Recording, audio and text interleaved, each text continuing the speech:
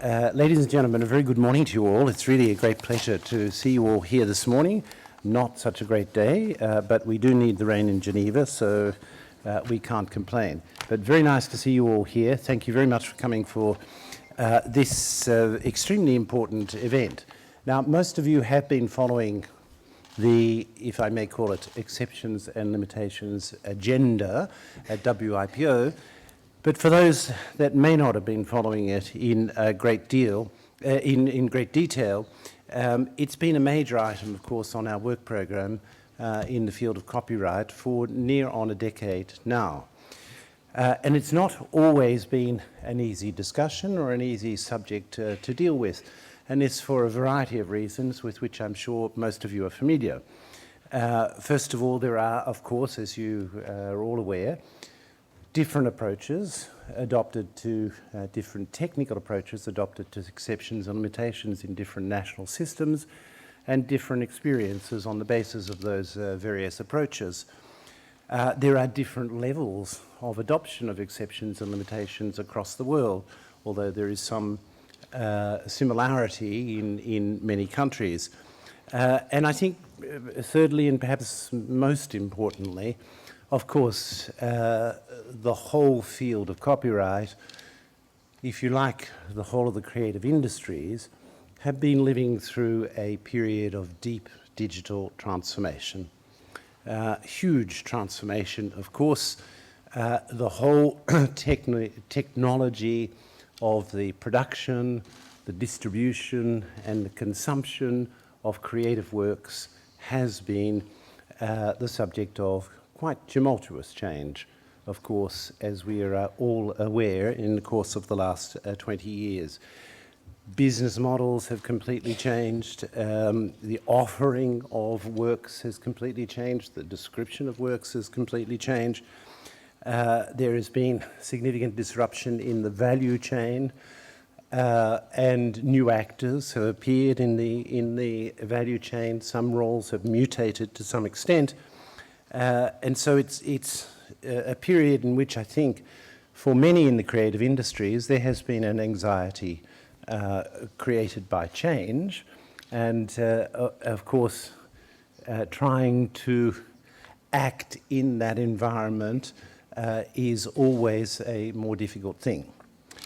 Nevertheless, some 2 years ago, as you're all aware, you, the member states, decided to supplement our twice yearly discussions on exceptions and limitations in the context of the Standing Committee on Copyright and Related Rights, to supplement those discussions with two very energetic action plans. The first of them dealing with exceptions and limitations for libraries, archives and museums, and the second dealing with exceptions and limitations for educational and research institutions and for persons with certain disabilities. As most of you are aware, it has been an extremely intensive program or work programs over the course of 2 years, involving some extensive studies for which I thank, and I will thank again in a moment, the authors who have done really fantastic work in quite detailed and very comprehensive and extremely helpful studies. There have been, it's been a wide-ranging program, the action plans. It's involved regional seminars, and I thank all of our heads of office and representatives of Copyright's office who are with us on stage and with us in the room.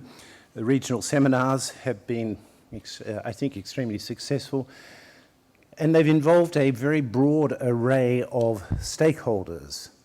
And I thank all of our stakeholders for their very active participation in these programs.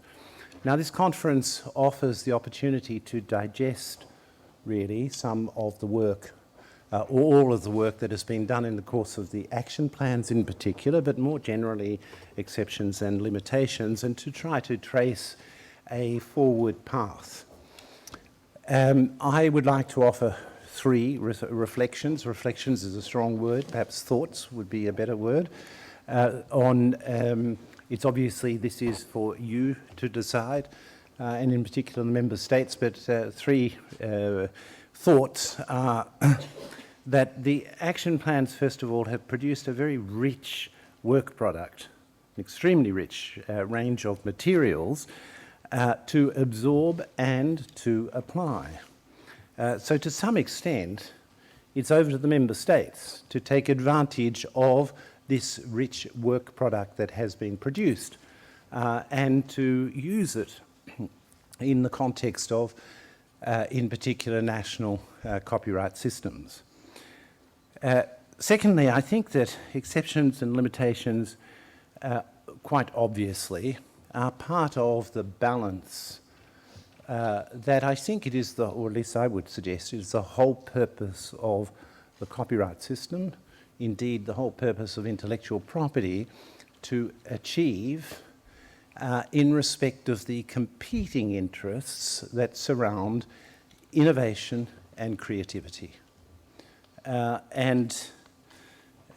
We see, I think, that it is not possible really to consider any one part, one element or component of that balance without reference to the others.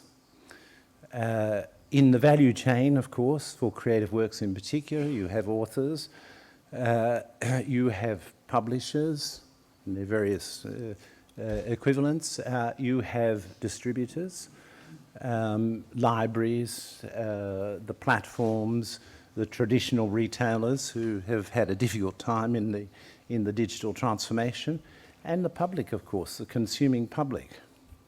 And I think if we have a system that places at an unbalanced advantage one element in the value chain over others, or at an unbalanced disadvantage one element in the value chain, whether it's the authors or the publishers or the distributors or the public, then we don't have a balanced system. And I think exceptions and limitations can be seen in that context of the balance that intellectual property in general tries to achieve in respect of the competing interests surrounding innovation and creativity.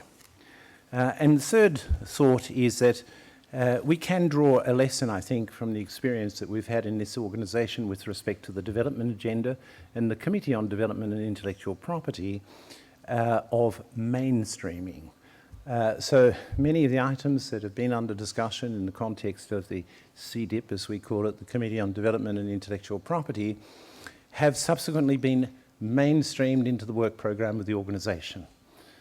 And that is one way in which we can certainly use the rich work product that has been produced in the course of the last 2 years for the action plans in our technical assistance programs, in the legislative advice, in the infrastructure programs that we have for ensuring that we have an operational copyright system.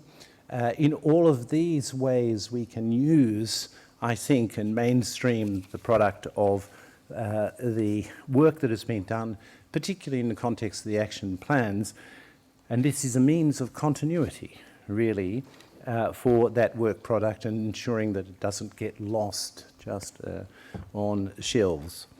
So let me thank all of our participants, thank all of you for coming for this discussion, which is going to be, I think, a very interesting discussion. I want to thank our great experts for all the work they've done. It's really wonderful in the context of this very challenging, I think, discussion. I want to thank the many interested parties representing the various elements in the value chain for their great contributions to the work program.